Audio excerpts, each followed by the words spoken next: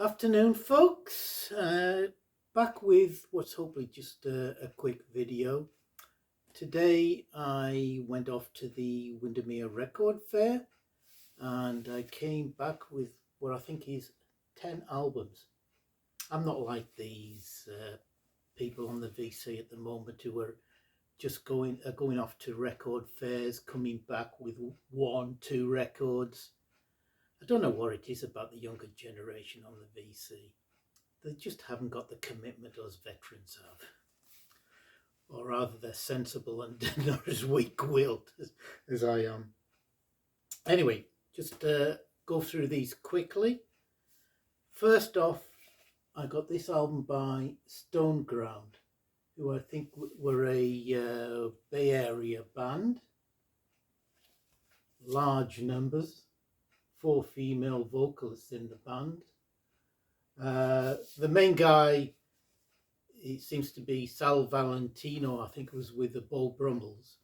But the guy I know best is the bassist and keyboard player Pete Sears, an Englishman who eventually went on to play with Jefferson Starship. I think I've heard this many years ago and quite liked it. So I think if it's West Coast rock, it should be up my street. Next couple are bands I don't really know, but I thought for the price from the cheapo bins, I might as well give them a chance. And this is a band called Chase with their album Enid. As again, you can see large number of musicians. 1, 2, 3, 4, 5, 6, 7, 8, 9 of them. And I think these are going to be very much in that jazz rock, Chicago Blood, Sweat and Tears vein, as there's 4 trumpeters in the band.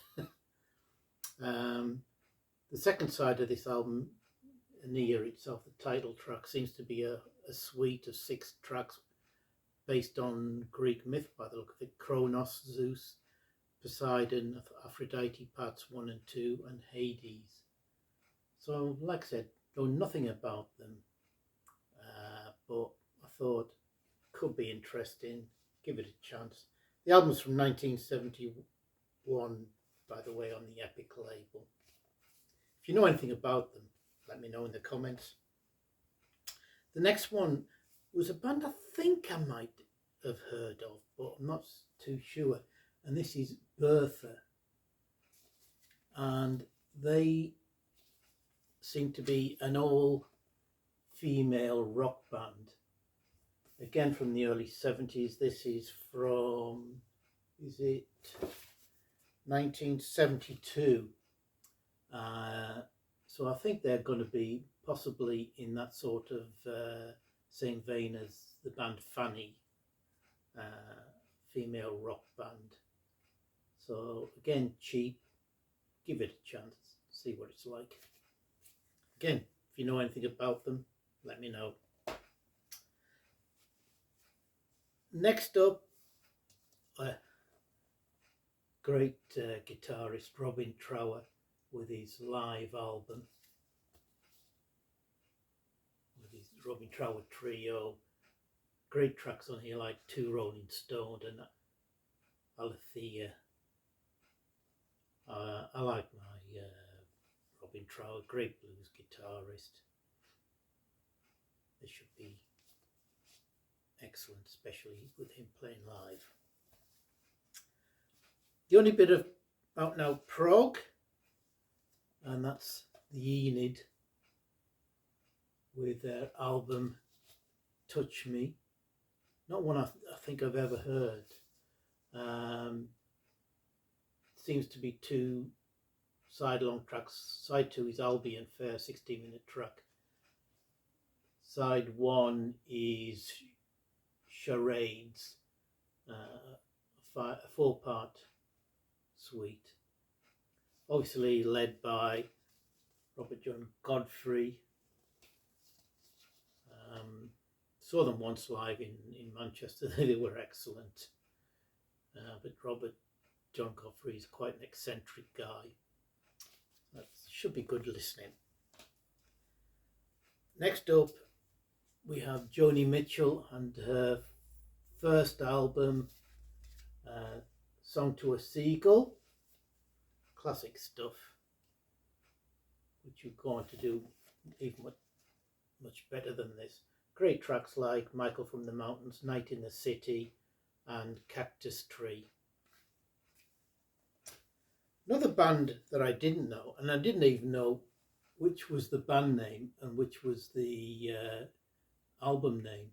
Originally, I thought the band were Joyride and the album Friend Sound, where it seems it's the other way round.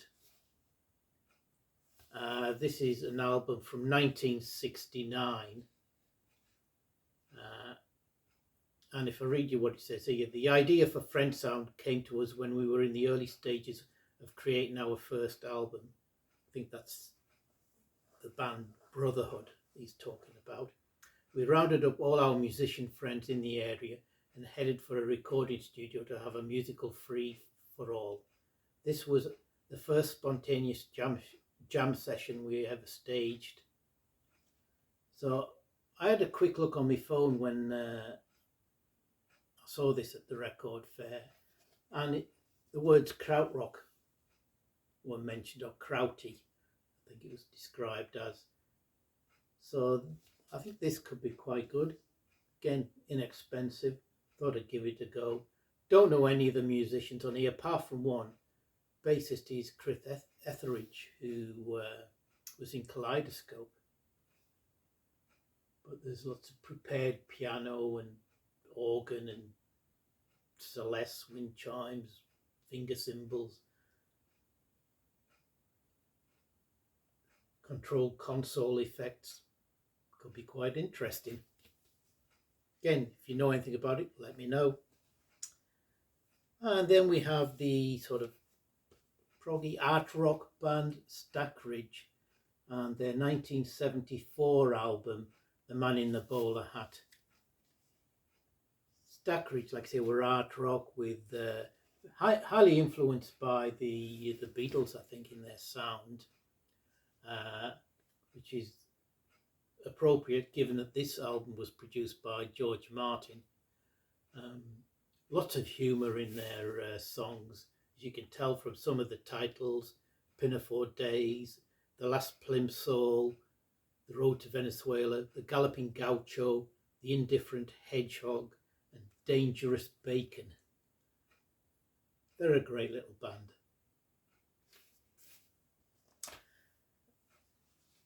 Penultimate one was another addition to my incredible string band collection, and this is I Looked Up. This was, what year was this one from?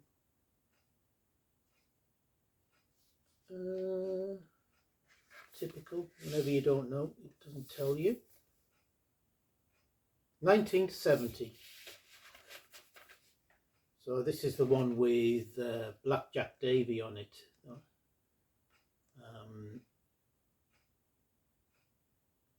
The Letter, Pictures in the Mirror, When You Find Out Who You Are. It's bound to be good. Looking forward to giving that a spin.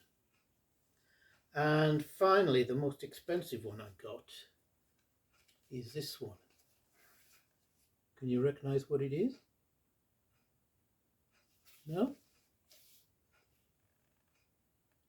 This is Dawn of the Dead, the soundtrack. I think this is a later reissue, probably to celebrate the 20th anniversary of it, with the music by the great Italian band Goblin. So I had to get it just for that. So that was my trip to Windermere today. Like I say, if you know anything about some of these bands that I'm not unsure about, let me know. Be interested to hear what you think. You'll hopefully see me again quite soon. I'm hoping to do another video tomorrow, one I've been planning to do all week and just not got round to it. So hopefully I'll find the time tomorrow. So take care, everybody. Hope you're all doing well, and I will see you hopefully tomorrow.